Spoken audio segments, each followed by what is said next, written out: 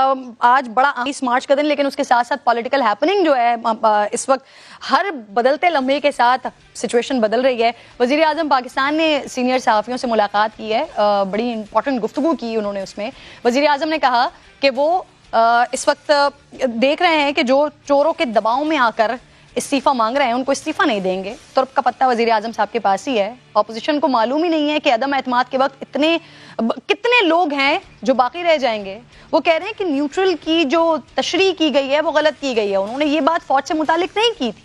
उन्होंने कहा कि सियासत में फौज को बदनाम नहीं करना चाहिए, उनके ताल्लुक अब भी फौज के साथ अच्छे हैं। साथ ही खान साहब ने फिर से पैगाम दिया है कि अदम एतमाद कामयाब हुई तो घर नहीं बैठेंगे। अमेरिका को पाकिस्तान में हुकूमत बदलने के लिए इराक की तरह पाकिस्तान पर बमबारी की जरूरत नहीं है, क्योंकि यहाँ पैसे के जोर पर ही हुकूमत बदली जा सकती है। वजीर आजम ने नाज़रीन जनरल फैज हमीद और उस्मान बुज़दार से मुतालिक सवाल पर बड़ा जबरदस्त कहका लगाया। इमरान खान और चौधरी निसार की मुलाकात की खुद वजीर आजम साहब ने तस्दीक कर दी। खान साहब ने कहा कि वो वोटिंग के दिन या एक रात पहले सरप्राइज देंगे, लेकिन एक सरप्राइज मेरे लिए भी है। सुनिए जरा। मौजूदा जो चीफ अवामी स्टाफ हैं उन्होंने हमारे जो कई इज्तिमा हुए बैठक के हवाले से और इस तरह के, उन्होंने बिल्कुल साफ अल्फाज में कहा प्राइम मिनिस्टर नवाज शरीफ ने मेरी हमेशा इज्जत की। कोर्ट एंड कोर्ट में बात कर रहा हूँ। मेरे तो हर आर्मी चीफ से ताल्लुकात अल्लाह ताला के फजल हिस्टोरिकली ठीक रहे, बहुत अच्छे रहे। मैं बड़े खुलेआम बात करूंगा। I always played a volunteer role to be a bridge between Islamabad and Pindi during we were in power मियां नवाज शरीफ लीडरशिप में। तो नाज़रीन शहबाज शरीफ के तवातुर से फौज के हक में बयानात जारी हैं। एक हफ्ते से मुसलसल 3 बयानात सामने आ चुके हैं। तो क्या मुस्लिम लीग नून की पॉलिसी में 180 डिग्री का टर्न आ गया है? सवाल यह है कि इल्जामात से तारीफों का सफर ये तय कैसे हुआ?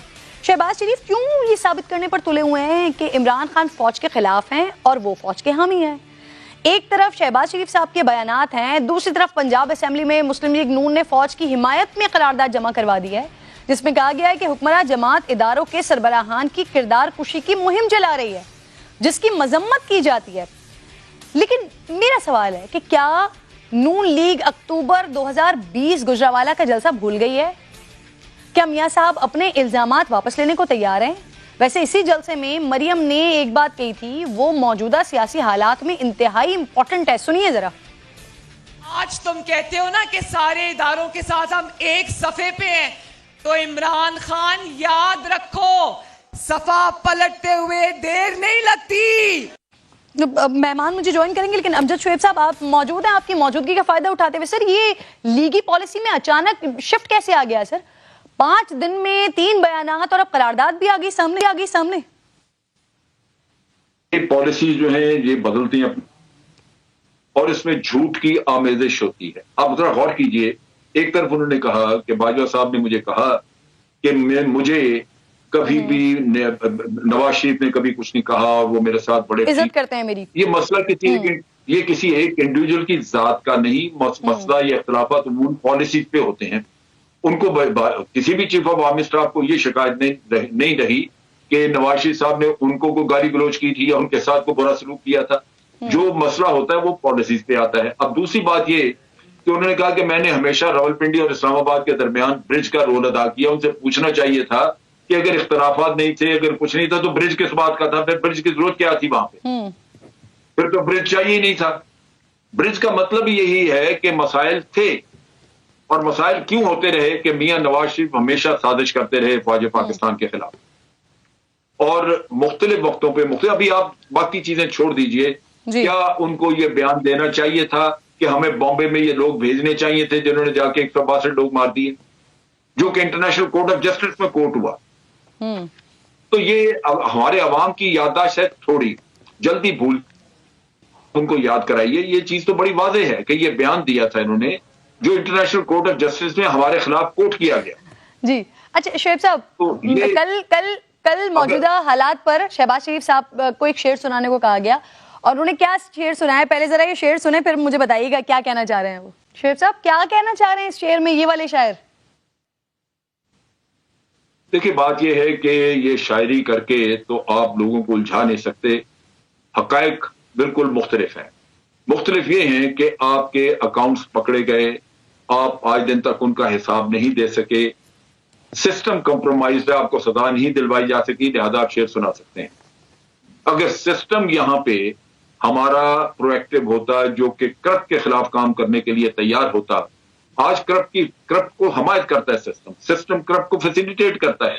आप फोटोकॉपी जमा करा दें किसी फाइल की तो वो कहता है जी केस खत्म, आपकी करप्शन गोल खत्म हो गई, इसलिए कि आपके पास ओरिजिनल डॉक्यूमेंट्स नहीं।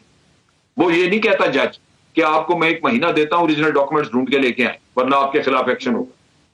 यहां तो आवे का आवा बिगड़ा हुआ है, लिहाजा जब सजा किसी को नहीं होगी तो वो आपको बड़े तसल्ली से बैठ के शेर सुनाएगा। वो कल जाके पब्लिक में कहेगा जी कि मेरे खिलाफ तो बिल्कुल झूठे मुकदमा थे, मुझे निशाना बनाया गया, दुश्मनी का ये किया गया। वो सर वो यहाँ पर भी प्ली लेते हैं ना कि 4 साल से केसेस हैं, कुछ साबित भी नहीं कर सके हैं सर।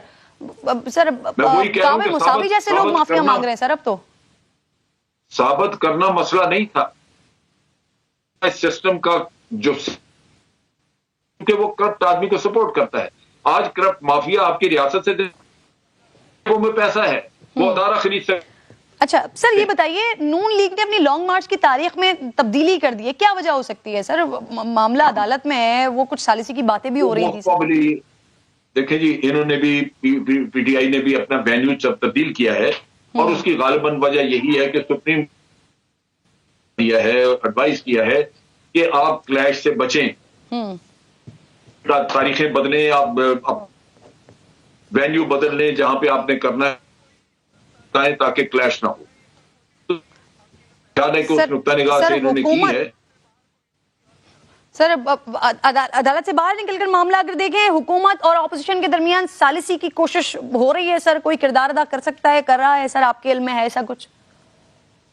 देखिए, जहां तक मेरा सबको मशवरा यह दिया गया है कि इस तरह आप नो रिटर्न की तरफ ना जाएं, उससे हालात बिगड़ेंगे। बेहतर यह है कि आप आपस में बैठ के बातचीत करें, नो कॉन्फिडेंस पे भी और आइंदा के लाएमल पे भी, क्योंकि इन लोगों ने यही रहना। मुश्किल क्या है? मुश्किल यह है कि आप अदालतों में ये चीजें साबित नहीं कर सकें, अवाम वोट दे के फिर इन्हीं लोगों को ले आएंगे। आप मैं सब कुछ जानते हुए हमें इनको फिर बर्दाश्त करना होगा, क्योंकि हुकूमतों में आएंगे अवाम के वोट से।